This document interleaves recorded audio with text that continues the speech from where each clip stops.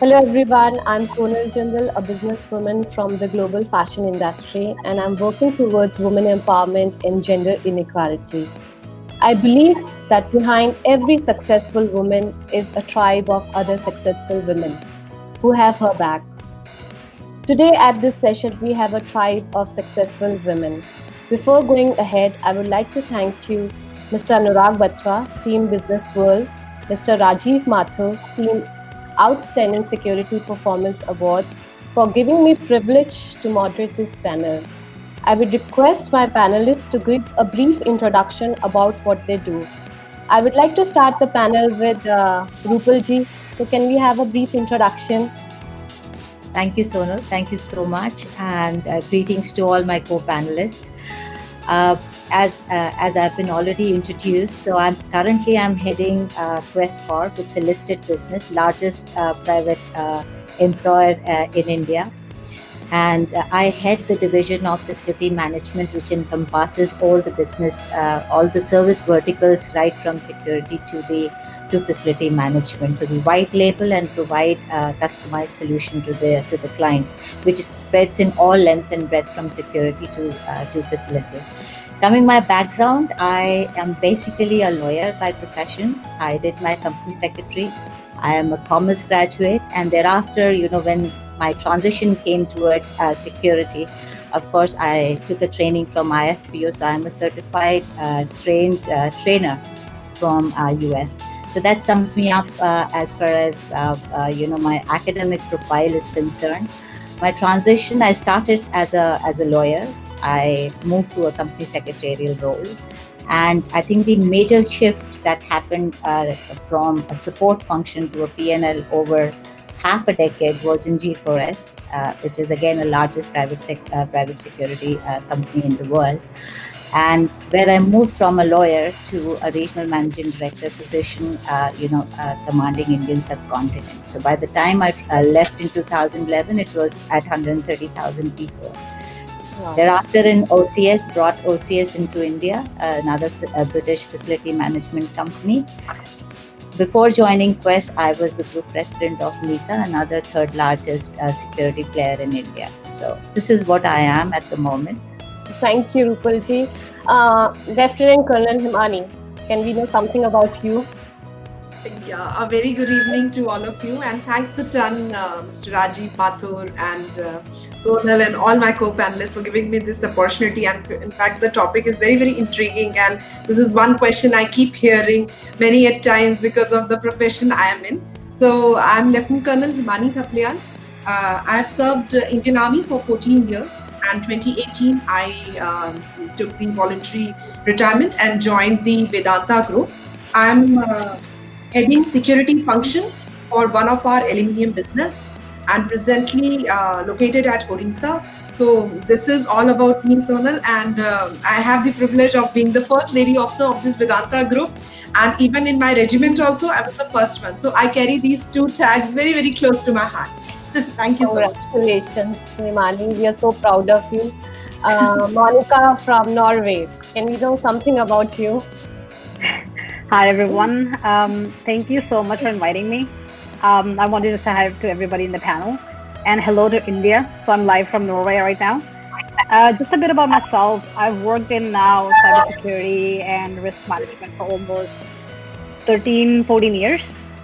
I started my journey in security as a professional ethical hacker. So I come from a very technical background. I used to hack for a living, obviously legally, and get paid for it. So that was really fantastic. But then soon I learned that the challenges in security and risk management of businesses were much broader. So in the last 5-7 years, I have worked mostly in the leadership roles. I've led risk management and security. And today also I'm leading security and risk management as an overall business perspective and helping businesses, especially in the finance sector, to be more secure and also helping the society with that. I'm also sitting on the board of Cloud Security Alliance in Norway and Women in Cybersecurity in Norway. So I represent, I feel with the technologies coming and the cloud being so important moving forward, it's something that one needs to really think about. And it's a lot about mindset and not just about cloud being somebody else's computer. That is what people hear and say. And I am also very active on the social media. I love talking about security and risk management. It's something a passion for me and not just my career. I have my own blog where I talk about security, which is on the website monicatalkcyber.com. I have my own podcast show, which is called We Talk Cyber. So I invite security and risk and privacy professionals to talk about these topics and just raise awareness. Yeah, so basically, Monica, you are a good hacker, right? The good one, not the bad one. Yes, I'm an ethical hacker. I'm a good one, correct. You are an ethical hacker. So now we come to Ela. So Ela, can you tell me something about you? Sure. Thanks, Sonal. Hi, everyone, and thank you for this opportunity. So I am a risk management advisor, really, and I kind of advise clients globally around security and operational risk, crisis management, integrity risk, strategic problem solving, ethics and compliance investigation, many other areas of risk which are there. I've worked with a lot of risk management companies, namely International SOS, Pinkerton, Controllers Group. I've been a secretary to Overseas Security Advisory Council Delhi chapter for more than 2.5 years.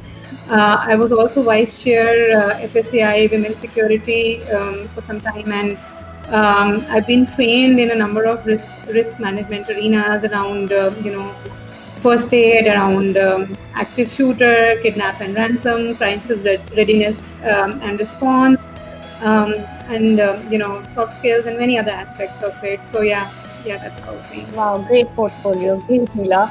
Okay, Himani, I have a first question for you. What are the ill prejudice against the women in security, and how we can overcome these challenges to support young female professionals to grow in security functions? Thank you, Sonal, for a very, very intriguing question, I think, to start with. There is an often, unrecognized challenge when discussing women's inclusion in the security function. There, I feel few preconceived notions carry the flag. Like there is a common misunderstanding that women will not be able to handle the stakeholder engagement, the connect with the local administration would be a difficulty, or during mob gathering or labor strike, women security professionals will not be able to handle, or maybe dark art deployment issues and so on. So on the contrary, out of my own experience, I can say that the anguished mob, neighbors or stakeholders get handled much better when we have a female interface. Even many here would agree with me that if the stakeholder plan of an industry is well thought, it's robust, it's executed with empathy, the chances of your business ending up in unrest situations will get reduced drastically. And therefore, I think the female leadership style of being transformational can bring in desired business results of reducing the risk rather than directly heading onto it. So, in fact, I would like to give you a brief of it that in April I had conducted a survey with almost 132 security female professionals within the service bracket of 2 to 10 years across different kind of industries. One of the striking highlights of that survey was that almost 97% of them felt that they are not tasked up to their capability, and their male superiors are overprotective and they fear to task them with sensitive or higher responsibility roles. So in my opinion, this is purely due to zero error syndrome and a few preconceived notions about the capability of a female in, I'm sorry to say, but historically male dominated function. So I think there is an urgency to redesign the job roles and implement gender neutral recruitment processes and diversifying the security teams. So, like for young professionals, I would say, like the people like me who are already working in the field as experts, we simply want to be, considered equal to our male colleagues.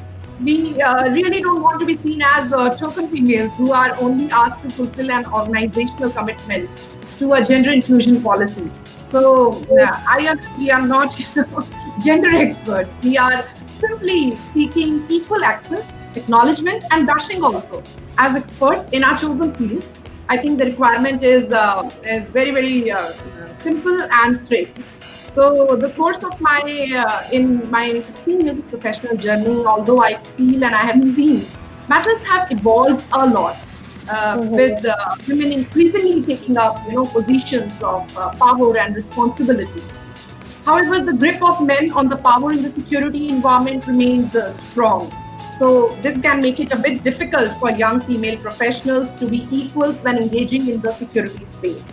So even if there isn't an intentional or institutional discrimination against them, so yes, there are certain broader challenges which needs to be addressed, such as how successful women must often still go through, male gatekeepers or supporters to advance their careers in security because their heads would be male counterparts.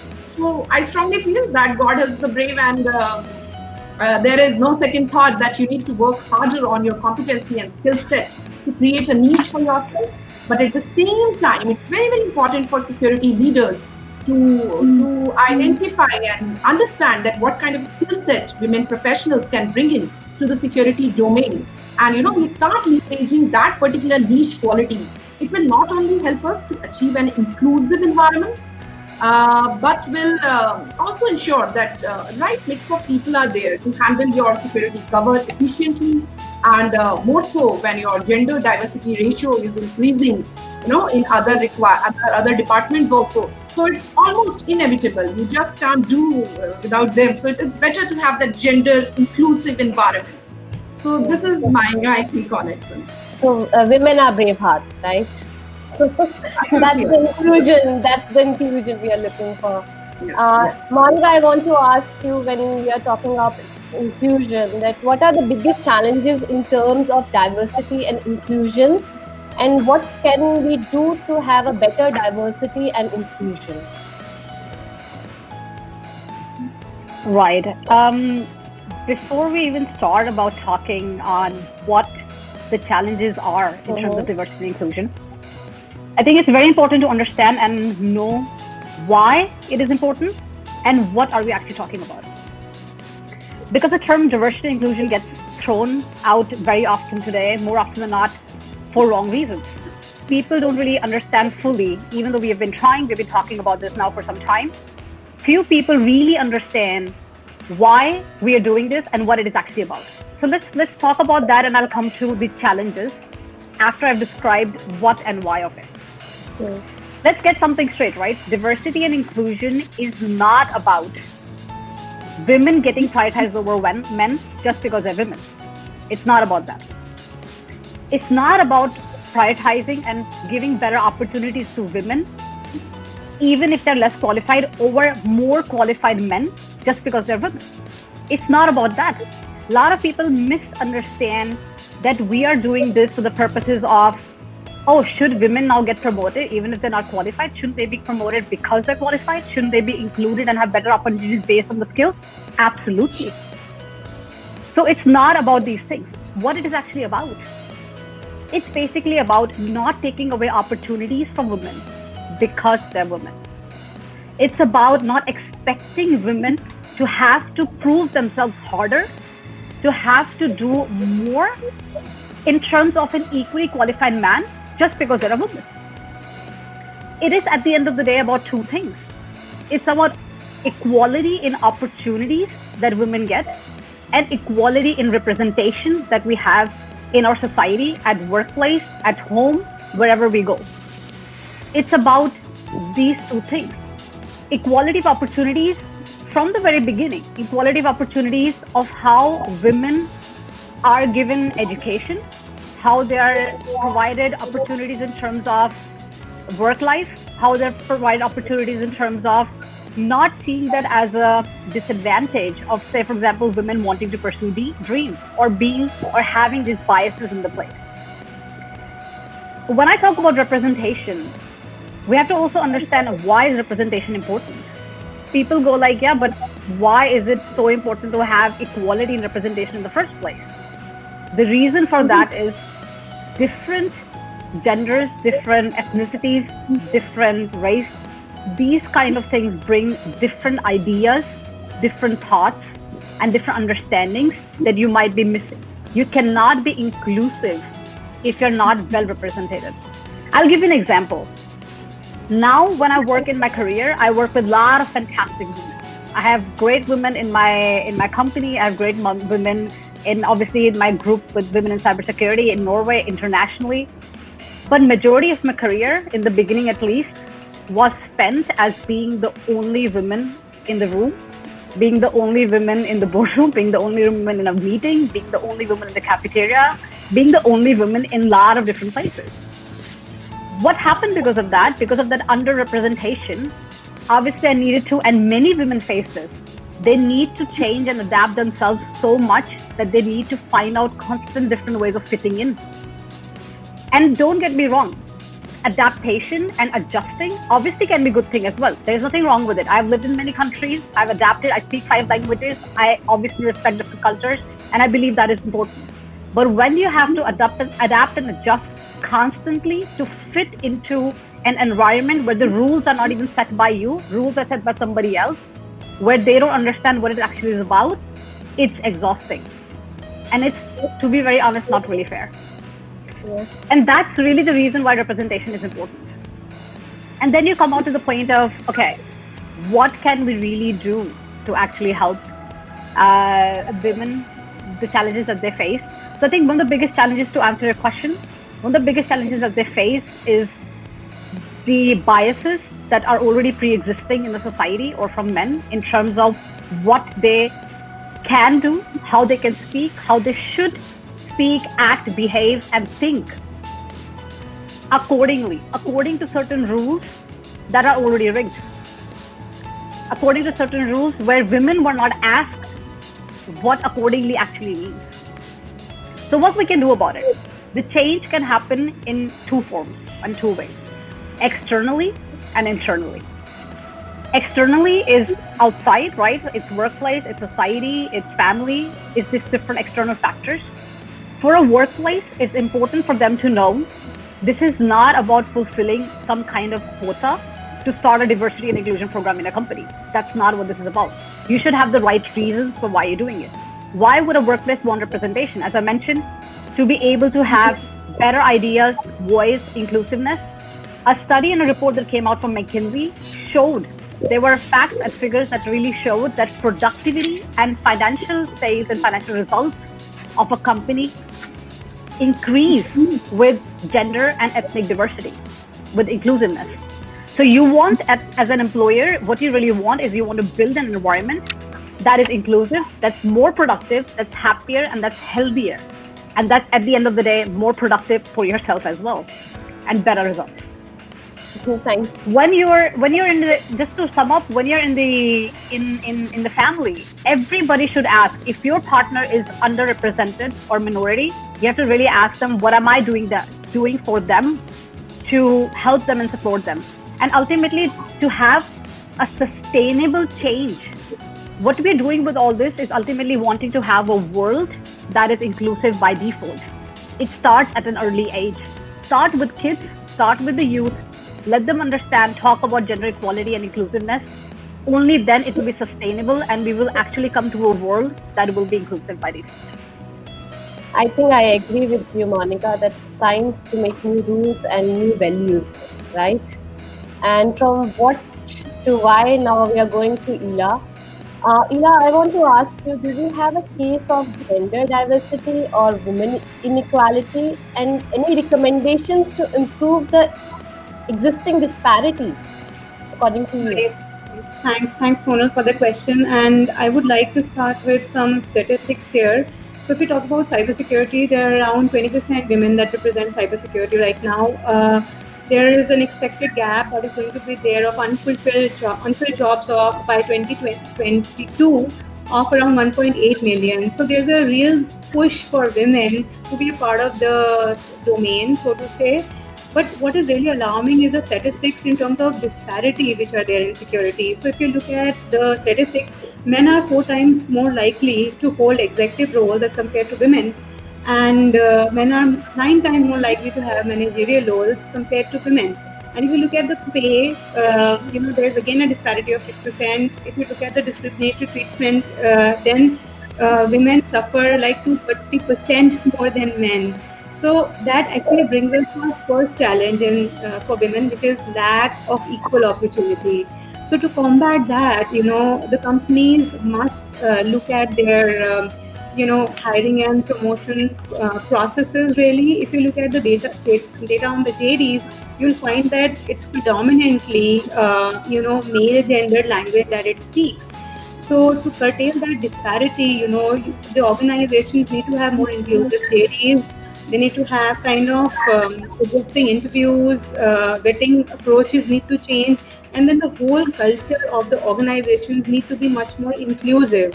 So that's at the organization level. If you kind of look at the visibility and initiatives within the organizations that the women get, you'd see that the opportunity for women vis-a-vis male members on the same profile are much less, and that is something I've experienced myself.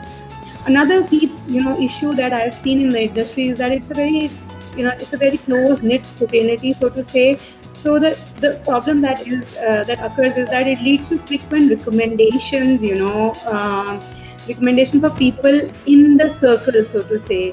And that really, the path to success to networking for female then becomes a little more difficult compared to men because of the obvious reasons. So I think the fraternity in itself needs to be a lot more inclusive, and they need to invite the outsiders, so to say, to their inner circle. Secondly, when it comes to women specifically, I think all the training and employment opportunities which are there, they need to be communicated to women. Also, can we make it a lot more flexible, wherever possible, so that more and more women are encouraged to be a part of the industry in the first place? For those people who are actually holding the position right now, maybe they can educate their line managers on, the kind of importance of gender diversity, and then maybe give them some tools to kind of drive the change internally as well within the organizations. Another key, issue that or challenge that is in the industry prevalent, and I would say underlying belief in industry, is that there is a preference for certain background in security. Now, the fact that the gap between the physical and the cyber security is narrowing so fast, this is actually leading to a lot of CSO roles being converted into CISO roles, and that convergence is actually leading to the gender neutral, or kind of neutral, so to say, profile requirements. And I think that culture is very interesting. And if you look at one of the research that was done by an organization called Data Layer, it came about that there among the top 20 skills which are there required for the CISO position, 17 of those are actually soft skills only. And those are under four major quadrants which are there, which is leadership skills, analytical skills, interpersonal skills, and personal character skills. And if you look at the resume analytics again, it will reveal that women bring broader skill diversity in all these areas. And the research showed that these skills are the key differentiators for leaders in this domain particularly. So I'm very hopeful that with this kind of statistics and the change and advent of technology, there will be more of diversity and inclusiveness that will be seen in the space going forward. Another important thing I think here, which Monica also indicated, is you find negligible females in the leadership roles. I myself have met so many global leaders all across throughout my tenure. You hardly find CXO, level people who are actually females. Many a times I have been in the boardrooms and I have been the only female. And just to answer Monica's question, I used to think that I only looked at it as being human and not a male or a female at all, so that I could think neutrally and without any other bias, really. So, but coming back to these leadership roles, I think we really need to promote that, because if you look at the pay inequality, the young millennials actually experience much lesser inequality in pay compared to baby boomers. So you can see where the trend is going and where we need to kind of rectify things. And we really need to have role models in the space of security, which certainly is lacking right now. because we need to have inspirational, influential figures to look up to, which women look up to and aspire for, really. And another thing I think we can do is that we can have a program with the young girls specifically, wherein you can have workshops, camps, other experiences, wherein girls can be involved, young girls. Just like coding camps happen, there can be security camps that can take place, and all these young girls who are kind of excited about problem solving and logic, they can also see security as one of the career option which is there. Right now, I see that there's a lot of stuff which is happening through women in security, and like Monica mentioned, women in cybersecurity domain as well, wherein they are driving the DNI agenda pretty well, and I'm sure they're going to do that going forward. I think we've come some distance, but I think there's a lot that is yet to be done in this area, which is a very gradual thing which is happening right now. But I think it needs to change, and for that change to happen, we need to have a change in the belief system, we need to have a change in the processes, we need to have a change in the organizational cultures, and the cultures in families as well. So yeah, I think that those are just some of my inputs around the Thank digital you. Thank cybersecurity. you. Yeah, we all want to be seen as human beings, not as man and a woman. I agree with you Absolutely. completely. So now we'll come to Rupalji. Rupalji, since you are in the industry for the longest, and I want to know what are the changing role of women in security industry and what are the steps to overcome them? Sure. So, for the last 1 decade, I must say that we have seen a lot of shift into bringing these diversities into the sector. I fully agree with Ella that if you take 2000 onward, especially Indian environment, if we take, I agree that in biggest of the boardrooms or the conferences, the women representation was very very less. But now with the shift of any security delivery, which is coming as not a typical physical security, which was always seen as masculine, male, very high build. Now it has changed because any building or any person or even a household today is looking at security which is more tech enabled. Moment you bring it more tech enabled, each site is looked upon in a very different way. Each household is looked upon in a very different way. When we are now providing a solution centric approach to a client, it's way beyond physical security. And when it is way beyond physical security, it opens a hell lot of opportunities on the technology front. You need to be Six Sigma on cyber security. You could be doing a surveillance sitting into a command control center. You could be on site as well, because our physical security, we must understand in India, especially I'm talking in the Indian context, the physical security is a deterrent and a prevention. We are not a law and order people. Our job is to make sure that if we assess anything, if we sense anything, if we see a risk, let it not mushroom into a threat and become a law and order problem. That's where our role comes in. We are more prevention. We are more to ensure that it doesn't get into a bigger and response.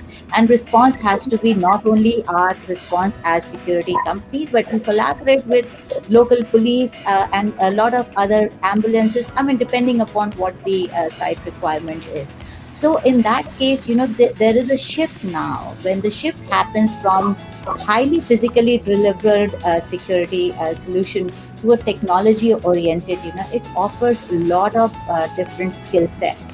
The skill sets are more around, how witty you are, how good you are in terms of response, how good you can handle that situation, which is completely gender neutral. It doesn't require a masculine a build to handle that situation. So that we have seen the change. So this convergence has really, really helped in opening doors, and where I do see a lot of women coming as CIOs, Chief Information Officer, CSO. We have Himani here. We have forensic audit people like Ila is there. We have decorated people like Monica there. Plenty of people around, in the women, which offers, opportunity for them. In the leadership role, a salesperson is a salesperson no matter what what is given to him to sell or her to sell. So a lot of opportunities on the business development side, on product development side. As a system integrator, I see assignment managers as women now. I do see on-site lady guards. Each place in hospitals we see a lot of lady guards being preferred. It's sector specific, where perhaps at few places, depending upon the job quality, and when we see at a job role, let's not demarcate as women and men. Any men can also not qualify for that job role, and any women also cannot qualify for a job role, or vice versa. And this is how the trends are changing, absolutely changing now. And I must say that in the procurement side, this is a statistics by Security Industry Association Women, where they have done an all the world, around the world, global they did the survey and found that 85% of the purchasing worldwide is done by women. Wow. How do you overcome it? Equitable workforce, fair hiring. Diversity, as Monica said, should not be misconstrued as quota. It's not a quota system. What we want is be a fair hiring. When a hiring opportunity, a job description should be absolutely gender neutral. Because when and the last thing, it's a household requirement for everyone. A normal child born is the competency of a normal child who is born is gender neutral as far as competency is concerned. It's every human being, every household, every parent requirement today is how they bring their child, how they want to, and thereafter these physical, challenges which generally women are said to have encountered will also over a period of time disappear. I do see that being service provider and leaders, we should mentor. We should offer more. If any effective organization needs to have diversity to bring more innovative ideas, to bring more, family-friendly play, to bring more an atmosphere, where these, gender harassments, all these should be taken care of, and above all, be as all other panelists also said. So I would like to say that make it, absolutely a fair hiring. Give everyone more a chance of opportunity, and myself a classic example of that. Give a fair Thank you. chance. Yeah, I'm myself a classic example for Rupalji, that. I So I want think to ask you one more thing. Since we are yes, talking about household and journal people here, so I want one single tip from all of you for a journal security tip from you, Rupalji. You start just one tip, and then we'll wrap up the panel. all right. So yeah, so it's a house. If it is just a household tip, I would say that ensure that your home, when you are stepping out of your home, you have the and it is not female or it is not male. Let's not make those distinctions.